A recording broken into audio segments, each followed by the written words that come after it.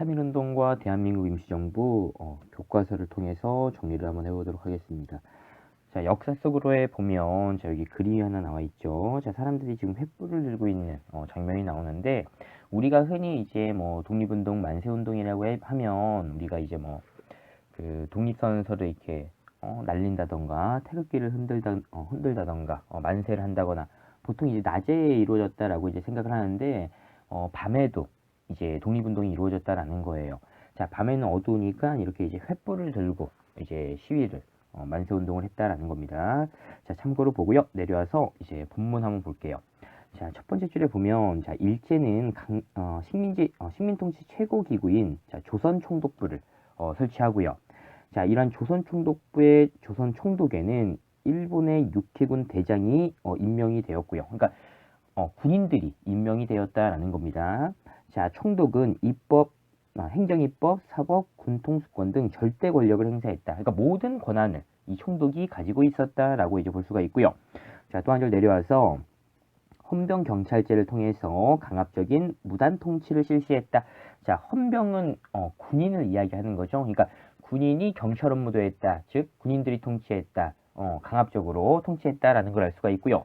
이러한 이제 1910년대의 통치를 무단 통치라고 이제 이야기하고요. 자, 세 줄 정도 내려오면, 자, 한국인의 언론, 출판, 집회, 결세의 자유 등 모든 정치 활동을 금지하고 탄압했다. 라는 겁니다. 자, 그렇게 보고요. 자, 왼쪽에 우리 사례토토에 조선 태형령이라고 있어요. 자, 조선인들만 이제 해당이 된다.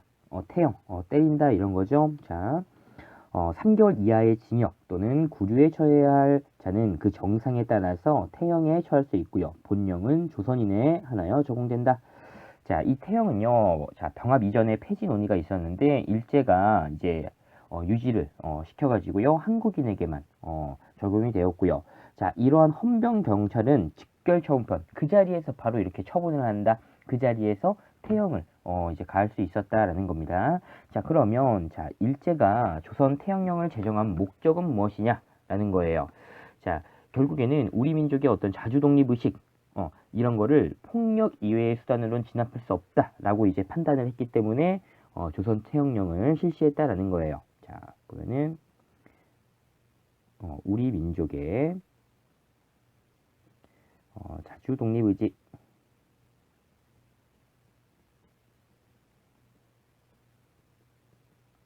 의지를 자, 폭력 이외의 수단으로는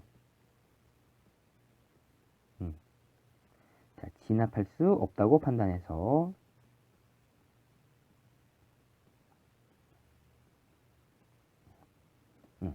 자, 판단해서 조선태양령을 유지했고요. 자, 그 다음에 여기 이제 총독부 건물이 있습니다. 자, 이 총독부 건물은 우리 이제 그 어디에 이제 만들어졌냐면 우리 경복궁 앞에, 경복궁을 이렇게 가릴 수 있도록, 자, 거기에 이제 조선총독부 건물이 만들어졌고요. 자, 그 다음에 여기 보면 1910년대 교사와 학생 이렇게 있어요. 자, 사진이 있는데, 자, 요 뒤쪽에 있는 게 이제 학생들이고, 여기 앞에 앉아 있는 사람들이 이제 교사 선생님들인데요. 자, 선생님들의 옷 복장이 어때요? 군복, 제복을 입고 있고요. 군복 비슷한 제복. 자, 그 다음에 여기에 칼을 찼다라는 겁니다. 자, 이게 이제 1910년대 어떤 이제 학교의 어떤 이제 그 풍경이다라고 이제 볼 수가 있고요. 자, 넘어가서 자, 이제 경제 수탈 부분 봐볼게요. 자, 식민지 수탈 체제 확립해가지고요. 자, 여기 위에서 세 번째 줄 볼게요. 근대적 토지 소유 제도를 확립하고 세금 부담을 공평하게 한다라는 명분으로 토지조사 사업을 실시했다라는 거예요. 자, 그래서 이 기준은 정해진 기간 안에 신고를 해야지만 토지 소유권을 인정받을 수가 있었다라는 겁니다. 자, 그래서 자, 이 토지조사 사업의 결과를 볼게요. 자, 조선총독부는 미신고 토지나 황실, 관청의 소유지, 문중의 공동 소유지 등 소유자가 불분명한 토지를 차지하고요. 그러니까 총독부 소유의 토지가 늘어났다라는 거고요. 자, 그 다음에 자, 그 땅의 주인이 누군지 명확하게 이제 했기 때문에 세금도 그만큼 이제 거둘 수 있다라는 거죠. 그래서 지세 수입도 크게 증가했다라는 겁니다. 자, 또한 일제는 회사를 설립할 때 조선 총독의 허가를 받도록 규정한 회사령이라는 걸 공포했다라는 거예요. 자, 그래서 회사나 공장 만들려면 총독의 허가가 필요했다라는 겁니다. 자, 이러한 회사령의 실시로 한국인의 기업 설립이 억제되어서 우리 민족 자본의 성장이 어렵게 되었다라는 거. 여러분들 보고요. 자, 두 줄 내려와서 끝에 보면은 1914년에는 호남선과 경원선을 차례로 개통해서 식민지 간선 철도의 권력을 완성했다라고 이제 돼 있고요. 자, 여기 위에 보면 동양척식 주식회사가 나와 있어요. 1908년에 만들어진 거고, 자, 일본인의 어떤 농업 이민, 식민지 농업 경영을 위해서 설립한 국책회사, 나라에서 만들었다라는 거고요. 자, 총독부가 이 토지조사 사업 해가지고요, 이제 소유 그 토지가 이제 늘어났죠. 한반도에 대한. 자, 그러한 이제 토지를 싼 값에 이런 동양척식 주식회사에 넘깁니다. 자, 그래서 이 동양척식회사가 지금 농업 이민, 뭐 이런 걸 지금 하잖아. 자, 그러니까, 이제 일본에 이제 광고하는 거예요. 우리 한반도 땅값 싸니까, 넘어와서 이주해서, 이제 살으라고요. 그러면서 이제 일본 사람들에게 이 토지를, 싼 값에 파는 겁니다. 자, 그게 이제 동양척식 주식회사고요. 자, 이제 밑에 철도망이 있는데요. 크게 보면 이렇게 X자 형태로 이렇게 돼 있다라는 거죠. 그러니까 우리 여기 한반도에 있는 어떤 이제 물자, 자원, 뭐 인적 자원, 막 이런 거를 모두 어떻게 돼? 빼앗아서요. 이 철도를 통해서 빠르게 이제 빼앗아 가겠다. 라고 이제 보는 겁니다. 자, 내려와서요. 역사 탐구의 토지조사 사업의 결과 볼게요. 자, 총독부 관리는 자, 미신고 토지, 소유자가 분명하지 않은 토지는 모두 조선 총독부의 소유가 되었고요. 또한 지세도 안정적으로 확보할 수 있게 되었어. 이렇게 이제 이야기하고, 자, 지주는 자, 토지 소유권이 법적으로 보장되고 토지 거래도 활발해졌다. 그러니까 지주의 그 소유권만 인정을 해준 겁니다. 자, 농민은요.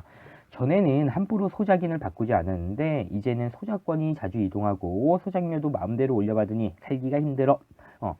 이전에, 그러니까 식민지가 되기 전에는 우리나라에서 그 지주와 이제 소장인이 있을 거 아니에요. 근데 한번 이러한 관계를 맺으면 특별한 게 없으면 이제 쭉 갔다라는 거야. 근데 이제 이렇게 토지조사 사업의 결과 이러한 이제 경작권, 소작권 이걸 이제 인정을 안 해주는 겁니다. 이 토지조사 사업에서는. 그러니까 이제 지주의 소유권만 인정하니까 지주가 그냥 마음대로 이제 그 소작농들을 바꾸고 또 세금도 올려받을 수 있었다라는 거예요. 소작료도. 자, 일본인은 조선의 땅값이 사니 지주가 될 수 있는 좋은 기회야 라고 하면서 한반도로 이주를 하고요. 자, 이제 밑으로 내려와서 문제를 한번 볼게요. 자, 일제가 토지조사 사업을 실시한 이유가 무엇이냐 라고 하는데, 일단 명분으로는 자, 근대적 토지 소유 제도를 확립하겠다.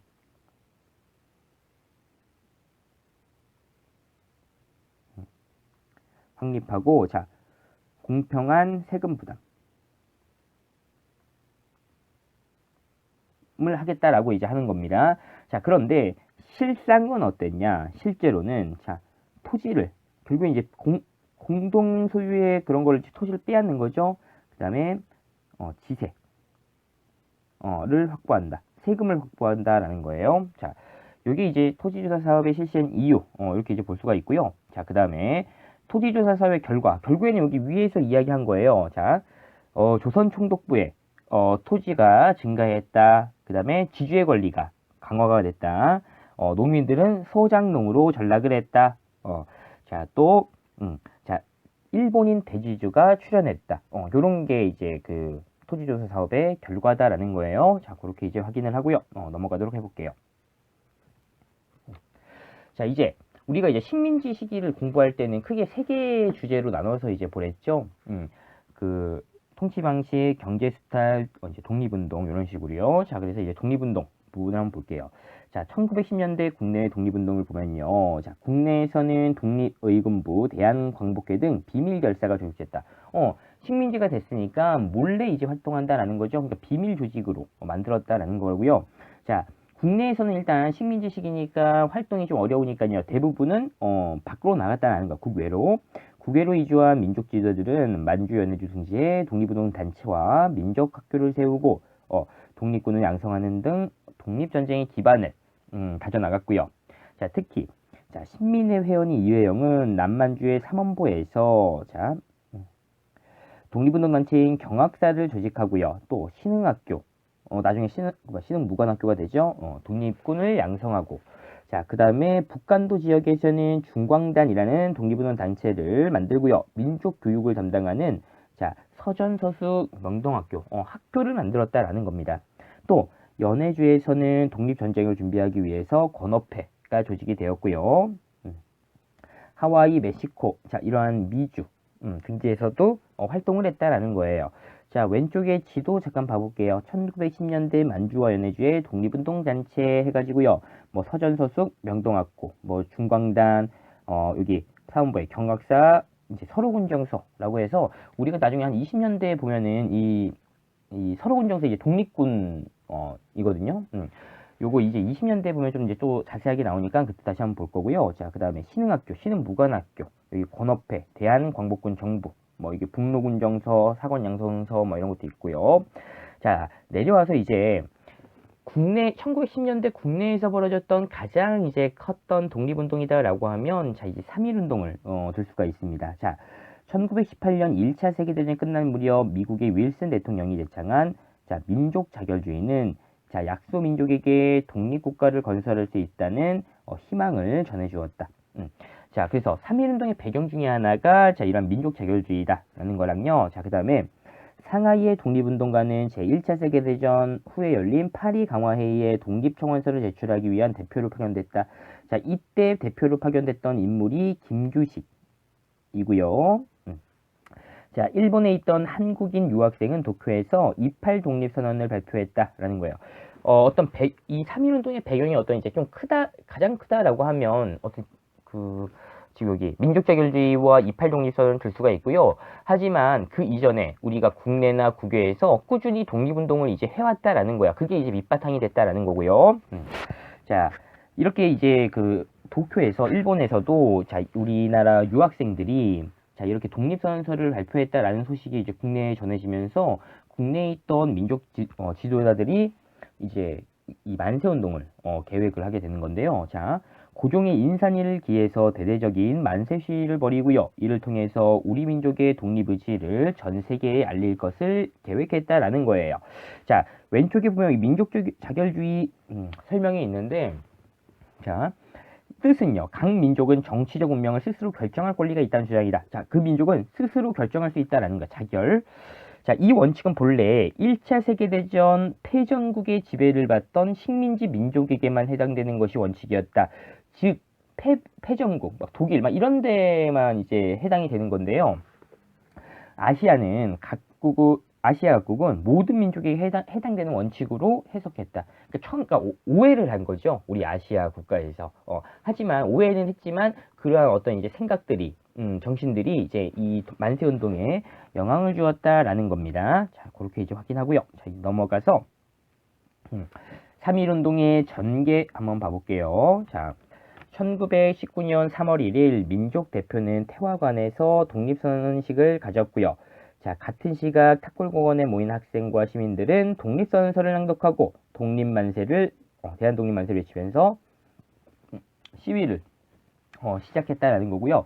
자, 이 민족 대표들은 모여서 그러니까 민족 대표들 보면 대부분이 종교인들이에요.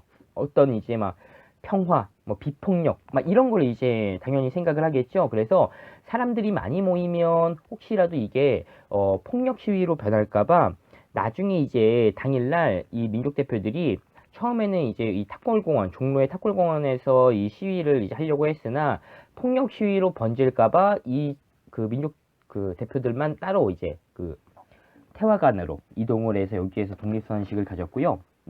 남아있던 탁골공원에 남아있던 시민들은 또 이제 자체적으로 이제 시위를 이제 시작을 하게 된 겁니다. 자, 두 줄 내려와서 자, 시위는 점차 농민과 노동자 계층으로 확대되면서 전 민족적인 운동으로 발전이 되었다라는 거고요. 자, 그 다음에 또 내려와서 자, 한편 3.1운동의 소식은 해외 동포에게도 전해져서 만주와 연해주 등지에 일본 미주 등지에 만세 시위가 전개됐다. 그러니까 이러한 국내에서 3.1운동이 벌어졌다라는 소식이 해외에 살고 있는 많은 이제 독립운동가들에게 전해져서 그 해외에 살고 있던 독립운동가들도 거기에서 이런 시위를 전개했다라는 거예요. 자, 그 다음에 3.1운동의 의의 한번 볼게요. 자, 3.1운동은 이념과 계층의 차이를 넘어서 전개된 민족적인 항일운동으로 우리 민족의 독립의지를 전 세계에 알렸고요. 일제는 식민지 통치 방식을 무단 통치에서 문화 통치로 바꾸었다. 첫 번째, 어떤 3.1운동의 결과, 영향 보면은 우리 식민 통치 방식이 무단 통치에서 문화 통치로 변화하였다라는 거고요. 자, 두 번째는 3.1 중국 등 외국에도 영향을 끼쳤다. 외국의 독립운동에도 영향을 끼쳤다라는 겁니다. 자, 그 다음에 세 번째는 자, 독립운동의 중추적인 역할을 담당할 대한민국 임시정부 수립에 영향을 미쳤다라는 거예요. 자, 요게 이제 세 가지가 3.1운동의 어떤 결과로 중요한 거고요. 영향. 자, 그 다음에 오른쪽에 이제 그림이 있습니다. 자, 수영자 기록부에 있는 유관순의 모습. 또 폐허가 된 제암리 교회. 특히 이 제암리 교회에서는 어떻게 돼? 자, 주민을 교회에 모이게 한 뒤에 불을 쓰고 총을 쏘아서 이제 학살을 했다라는 거고요. 자, 여기 투옥자 직업별 분포도에 보면 자, 농민, 뭐 지식인, 청년, 학생, 상공업자, 노동자, 무직자 이걸 통해서 알 수 있는 건 그러니까 어떤 뭐 특정한 계층이 아니라 모든 계층들이 참여한 민족운동이었다라는 거고요. 내려와서 종로에서 만세를 부르는 우리 조선 민중과 그다음 필라델피아 미국의 만세시 코리아 인디펜던스 리그 해가지고요. 그 시위 운동을 했다라는 거 여러분들 이제 확인을 해보고요. 자, 넘어가서 자 3.1운동 이후에 이제 그 대한민국 임시정부가 만들어진 모습을 한번 볼게요. 자, 첫 번째 줄이에요. 3.1운동을 계기로 민족의 독립운동을 이끌어갈 통합된 지도부의 필요성이 제기가 되면서 자, 연해주에는 대한국민의회, 상하이의 대한민국 임시정부, 국내에 한성정부가 수립되었다라는 거죠. 자, 이렇게 이제 세 개의 임시정부가 만들어졌다라는 겁니다. 자, 통합된 지도부가 필요하다라고 해서 만들었단 말이야. 근데 이제 이게 세 가지가 있으니까 어떻게 돼? 이걸 다시 통합하자라는 움직임이 나오겠죠? 자, 그래서 결론적으로요. 최종적으로 대한민국 임시정부가 상하이에서 전식으로 9월 달에 탄생을 했다라는 겁니다. 자, 대통령에는 이승만, 국무총리에는 이동희가 선임이 되었고요. 자, 이로써 우리 역사상 최초로 민주공화제 정부가 수립되었다. 민주공화제, 뭐 민주공화국, 민주공화정, 다 똑같은 얘기고요. 자, 왼쪽에 이제 지도가 있습니다. 자, 지금 대한민국 임시정부, 한성정부, 대한국민의회 통합해서 대한민국 임시정부가 되었다. 그거 여러분들 확인하고요. 자, 내려와서 그 역사탐구에 대한민국 임시정부의 헌법을 볼게요. 자, 1조 대한민국은 인민으로 조직한다. 2조 대한민국의 주권은 대한인민 전체에 있다.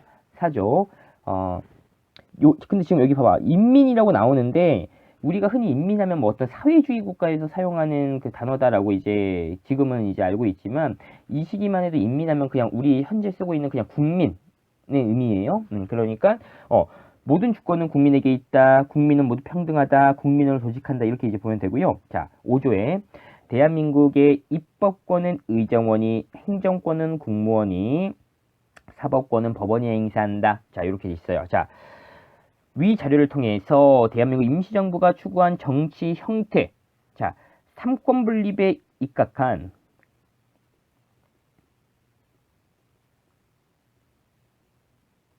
자, 민주공화제 정부.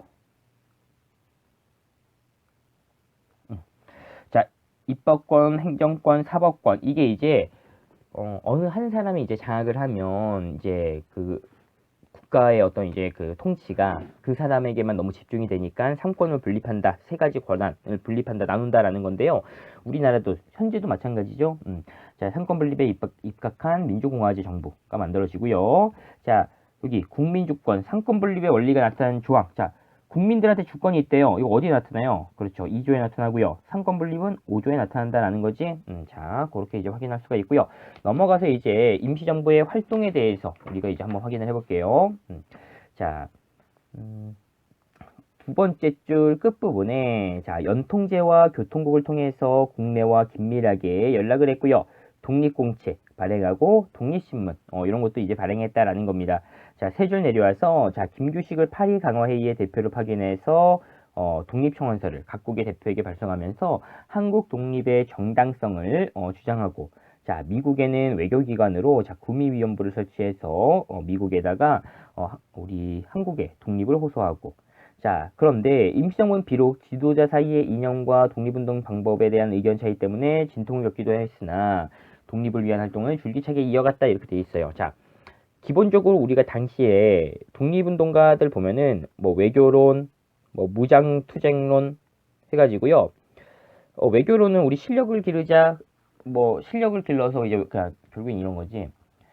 그 외국과의 외교를 통해서 이런 것처럼 지금 뭐 파리강화에 막 독립청원서 막 내려간 것처럼, 아니면 구미위원부 막 이런 거 설치한 것처럼 외교로서 이제 독립하자. 그래서 대한민국 임시정부도 지금 상하이에 만들어졌잖아요. 상하이에 만들어진 이유 자체가 당시 청나라 중국에 들어왔던 그 여러 이제 해외 공사관들이 이 상하이에 모여 있었기 때문에 상하이에 대한민국 임시정부를 만들어 가지고요. 거기에서 어떤 외교로서 독립운동을 하고자 했다라는 거야. 이러한 사람들이 있는 반면에 또는 또 무장투쟁론 해가지고요. 이 사람들은 뭐겠어? 싸우자. 라고 이제 이야기하는 사람들이다라는 거예요. 자, 그래서 투쟁을 싸워서 독립하자라고. 그러니까 크게 이제 생각이 이렇게 두 개로 나눠져 있었다라는 겁니다. 그래서 이게 생각이 다르다. 결국에는 나중에 이제 의견 차이가 날 수밖에 없다라는 거죠. 그래서 임시정부가 중간에 잠깐 와해가 되기도 해요. 자, 그 정도만 보고요. 오른쪽으로 넘어가서 연통제, 교통국 다 이제 연락, 여기 뭐 국내와 연락을 하기 위한 조직이고 연통제는 교통국은 자, 정보 수집, 뭐 연락, 이런 걸 이제 하는 겁니다. 자, 그다음에 뭐 독립공채, 이런 게 있고요. 내용 정리석 속 문제를 풀어보도록 할게요. 자, 일제는 허가제 회사령을 공포해서 한국인의 기업 설립을 장려했다. 아니지. 기업 설립을 막은 거죠. 장려한 게 아니라. 자, 3.1운동이 일어나기 직전에 일본에서 28 독립선언이 발표가 되었다. 맞죠? 배경이었죠.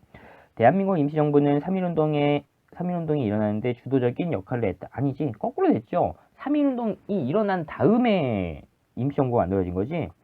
대한민국 임시정부는 정치 형태로 민주공화정을 채택했다. 맞는 내용이고요. 자, 빈칸 채우기 볼게요. 1910년대 일제는 헌병 경찰을 동원해서 강압적인 무단 통치를 실시했다. 임시정부는 독립운동 자금을 마련하기 위해서 독립공채를 발행하고요. 자, 글자를 조합해서 임시정부와 관련된 내용을 3개 찾으래요. 자, 뭐 연통제, 교통국, 독립공채. 자, 이렇게 해서 우리가 1910년대 마치도록 하겠습니다.